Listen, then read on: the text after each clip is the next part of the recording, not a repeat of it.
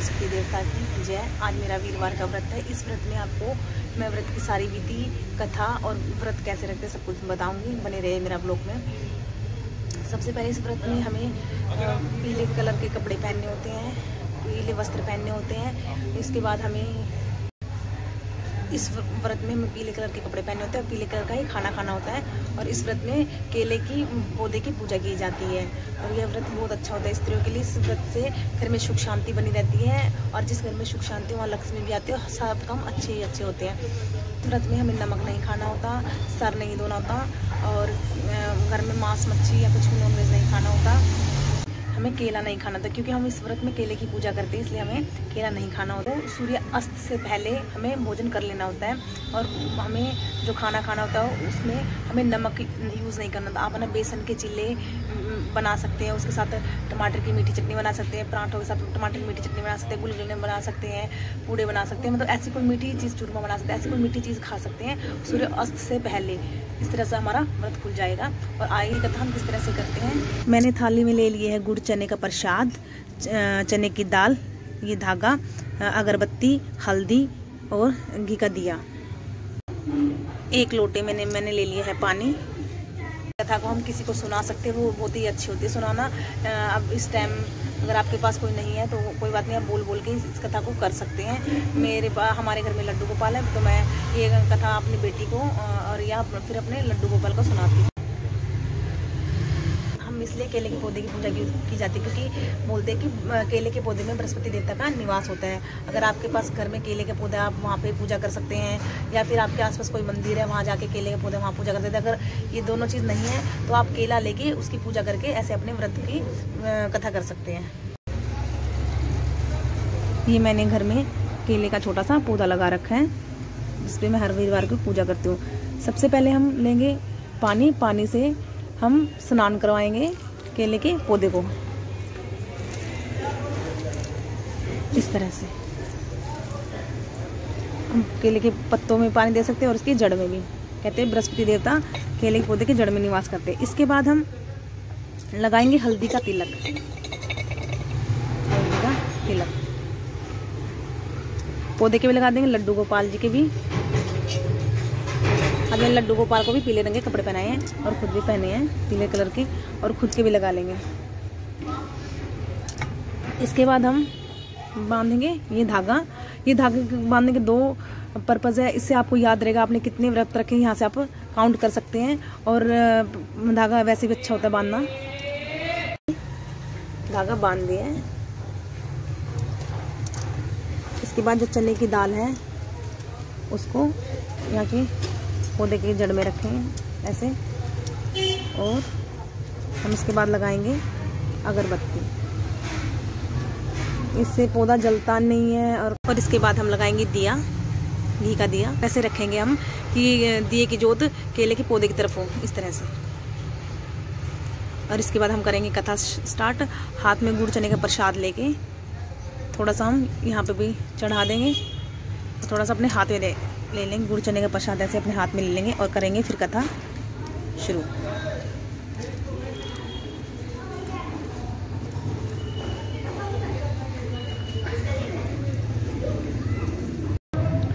हम वीरवार की कथा शुरू करते हैं।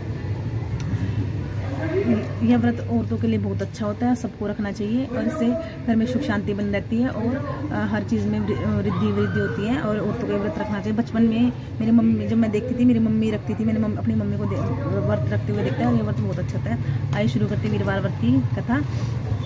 एक बार की बात है, एक राजा होता है, वो बहुत धनवान होता है, वो बहुत दान पुण्य करता है, बहुत ज़्यादा दान पुण्य करता है। लेकिन जो उसकी पत्नी होती है वो बहुत ही आलस्य भरी होती है, वो दान पुण्य इन सब चीज़ों से बड़ा चिढ़ती है। तो दान पुण्य से बड़ा चिढ़ती है।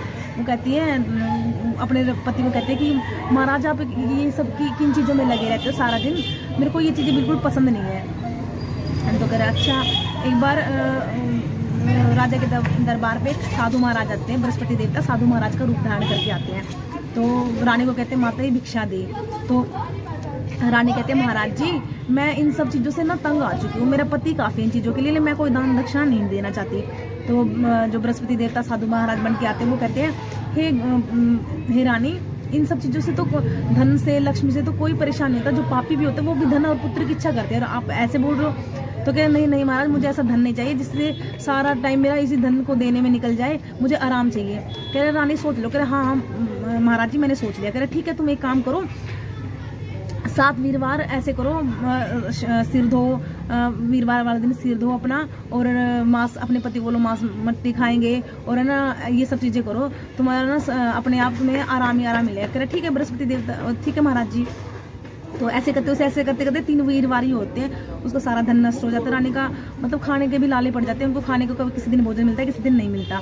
तो राजा एक दिन कहता है रानी हमारी बहुत बुरी दशा हो गई, और इस राज्य में तो मुझे सभी जानते हैं, मैं दूसरे राज्य जाके कुछ काम कर लेता हूँ, ऐसे तो गुजारा नहीं होगा। तो रानी कहते हैं ठीक है महाराज आप चले जाओ। और राजा कहता है कि तुम्हारे पास एक दासी छोड़ के जा रहे हो, सब मतलब उनका सब कुछ बर्बाद होता है। एक दासी होती है जो रानी का साथ देती है।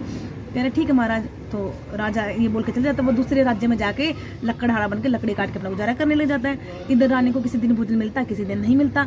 तो रानी क्या करती है, एक दिन अपनी दासी को कहते हैं दासी पास में के नगर में मेरी बहन रहती है, वहां जाओ और थोड़ा सा अनाज मांग के लेके आओ, हम थोड़े दिन तो हमारा गुजारा हो जाता है। तो दासी ऐसे करती है। दासी अपनी रानी की बहन के घर जाती है, तो उससे कहती है कि मेरे को आपकी बहन ने भेजा, मुझे थोड़ा सा 5 बेजर मतलब अनाज दे दो। तो कहती है, तो उस टाइम रानी की जो बहन होती है वो बृहस्पतिवार की कथा करके होती है, और बृहस्पतिवार की कथा करते हुए ना तो किसी से बात करते ना ही बीच में उठते, इसे बृहस्पति का बुरा मानते हैं। तो वो वीरवार की कथा करते तो ना बीच में बोलती ना उठती। तो वो बाद में कथा खत्म, रानी की दासी वापस आ जाती है। वो कहती है रानी रानी तुम्हारी बहन तो बहुत घमंडी है, वो छोटे लोगों से बात नहीं करती।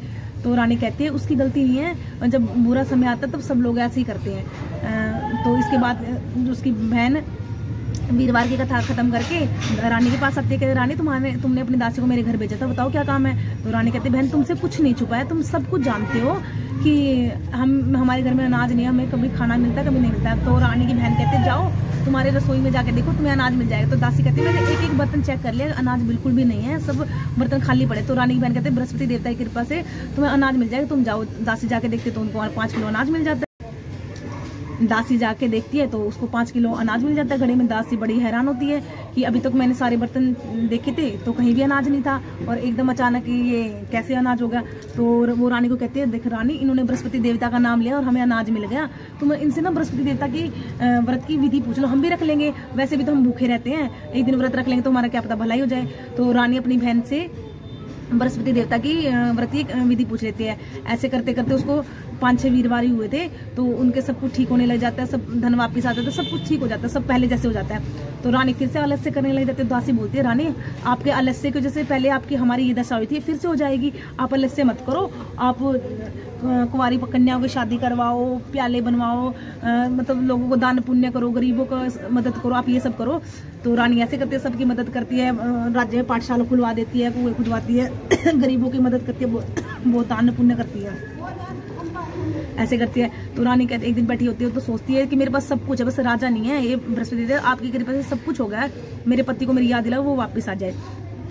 तो उधर उसका पति जो राजा लकड़हारा बना होता है, उस दूसरे राज्य में लकड़ियां काट रहा होता है, वो सोचता है कि मेरी पत्नी के जैसे मेरी ये दशा होगी। वहीं बृहस्पति देवता फिर से साधु महाराज बन के राजा के पास जाते हैं, राजा ऐसे उदास क्यों हूँ। तो कहते हैं बृहस्पति देवता आपसे, साधु महाराज आपसे कुछ नहीं छुपा है, आप सब कुछ जानते हो, आप तो अंतर्यामी हो, साधुओं को तो सब कुछ पता होता है। तो फिर भी कहते हैं साधु महाराज बताओ क्या बात है। तो बताता है कि मेरी पत्नी की वजह से ऐसे मेरी दशा होगी, मुझे राजा था मैं लकड़ी काटनी पड़ रही है। तो साधु महाराज कहते तुम चिंता मत करो, तुम भी बृहस्पति के व्रत रखना शुरू है तो सब कुछ ठीक हो जाएगा। कह रहे महाराज मुझे इतना पैसा नहीं मिलता लकड़ी काटने के बाद मैं अपना व्रत के लिए जो सामग्री है प्रसाद वगैरह ये सब ले पाऊँ।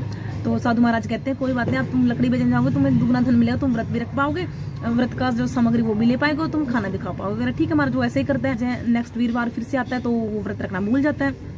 राज्य के राजा घोषणा करते हैं कि हमारे राज्य में सबको खाने पे आना है, सबको खाना के लिए आमंत्रित करता है। लकड़हारा होता है तो ना वो अपने काम काज में इतना भूल जाता है, वहाँ खाना खाने नहीं जाता, भोजन करने नहीं जाता।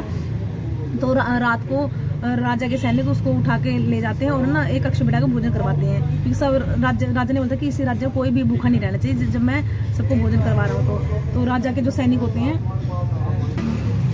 उसको ले जाते हैं और एक कक्ष में बिठा के भोजन करवाते हैं। वहीं उसी कक्ष में ना रानी का वो हार टंग रहा होता है, कुटी पे रानी का हार टंग रहा होता है, और वो देखते देखते गायब हो जाता है। तो सब जो राजा के सैनिक पकड़ के, राजा सोचता है कि हार इस लकड़हारा ने चुरा है, तो लकड़हारे को पकड़ के कारावास में डाल देते हैं। तो लकड़हारा अपने भाग्य में पहुंचता है कि मेरे पता नहीं भाग्य खराब है, ऐसे हो गया। तो उसी टाइम उसके सपने में उसी बृहस्पति देवता आते हैं, कहते हैं तुमने ना वीरवार का व्रत नहीं रखा, इसलिए वजह से तुम्हारे साथ ऐसा हुआ। और तुम्हारा जो अगला वीरवार आएगा उसको ना तुम्हारे जेल के सामने, कारावास के सामने कुछ पैसे पड़े मिले, उसका प्रसाद मंगा के तुम बृहस्पति देवता का व्रत रखना। वो ऐसे करता है।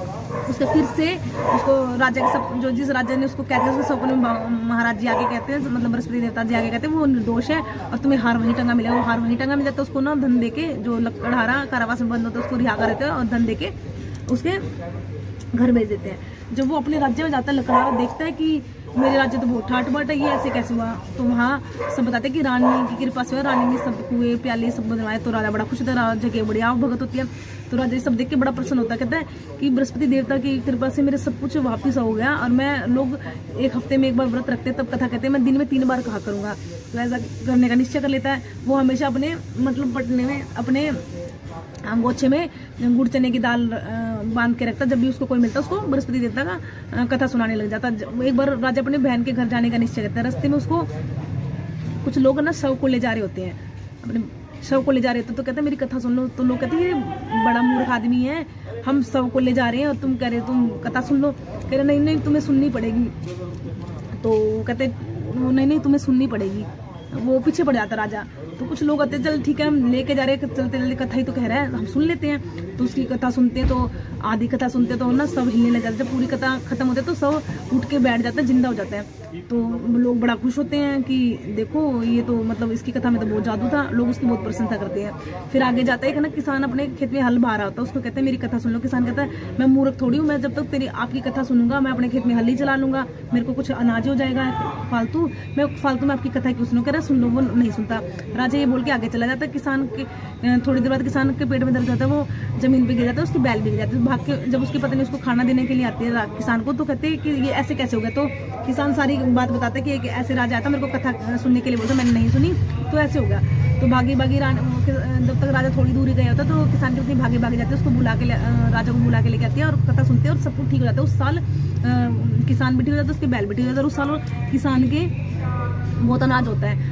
जब आप अपनी बहन के घर जाते हैं तो कहते हैं बहन मेरे को कथा सुनानी थी। तो कहते हैं भाई हाँ। तो अपनी बहन को कहते हैं बहन मुझे तो कथा सुनानी थी। तो यहाँ लोग सब भोजन कर रहे हैं। वो वहाँ देखता है उसकी बहन के उठते लोग सबसे पहले भोजन करते हैं। कहते हैं यहाँ भोजन करने मुझे तो कथा सुनानी थी। कह रहे भाई हमारे तो घर में क्या, वो हमारे पूरे राज्य में, कहते हैं भाई हमारे घर में क्या, हमारे पूरे राज्य में लोग सबसे उठ के पहले खाना ही खाते हैं, हमारे कोई पूजा पाठ यहाँ नहीं करता। तो किसान राज्य में निकल पड़ता है और देखता है कोई भूखा हो तो उसको अपनी कथा सुनाओ, जिसने खाना ना खाया। तो वहाँ एक भील का बेटा होता है, वो बीमार होने का खाना, उसने खाना नहीं खाया होता। तो देखता है उसको अपनी कथा सुना दे तो वो ठीक हो जाता है। राजा के लोग बहुत प्रशंसा करते हैं, बहुत ज्यादा। फिर अगले दिन अपनी बहन को कहता है बहन मैं तुझे ले जाने के लिए आया हूँ, तुम मेरे साथ चलो। तो उसकी बहन कहती है ठीक है भाई। मैं अपनी सास से पूछ ली। उसकी सास कहती है कि मैं नहीं भेजूंगी आपको तुम्हारे ससुराल, क्योंकि तुम्हारी बहन के, तुम्हारी भाभी के कोई बच्चे नहीं है और क्या पता मेरे पोते पे क्या टोना टोटका करवा दे। तो दूसरे कक्ष में राजा ये बात सारी सुन लेता है। वो चुपचाप अपने घर चला जाता है। तो रानी कहती है आप मेरी नंद को नहीं लेके आए। तो कहती है, तो राजा बताते हैं कि वो उसकी सास ने उसको नहीं भेजा क्योंकि हमारे घर में कोई बच्चा नहीं है और ऐसे बातें सारी बात। रानी कहते हैं महाराज बृहस्पति देवता से हमारे घर में किसी चीज की कमी नहीं है और हम बृहस्पति देवता से इच्छा करेंगे हमारे पुत्र भी हो जाएगा। और ऐसे राजा रानी बृहस्पति देवता को वीरवार वाले दिन बृहस्पति देवता से पूजा करते हैं और पुत्र की इच्छा करते हैं। और 10वें महीने रानी को एक सुंदर पुत्र का जन्म हो जाता है। इस तरह रानी और राजा वैकुंठ धाम की प्राप्ति होती है। इस तरह राजा और रानी के साथ पहले वह किसी के साथ ना हो और बाद में सबके साथ हो जाए। बृहस्पति देवता की जय। आपको मेरी कथा कैसी लगी प्लीज कमेंट सेक्शन में जरूर बताना। सब्सक्राइब नहीं किया please like subscribe and share. जय बृहस्पति देवता की जय।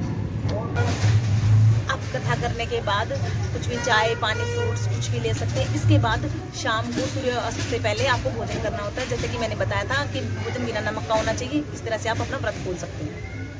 वीरवार की कथा करने के बाद मैं अपनी सास के पैर छूती हूँ, उनको पैसे देती हूँ। इस तरह से मैं वीरवार की कथा करने के बाद ये सब चीज़ करती हूँ क्योंकि बड़ों का आशीर्वाद बहुत जरूरी होता है हर चीज़ के लिए। Thank you for watching. Bye bye. Bye bye.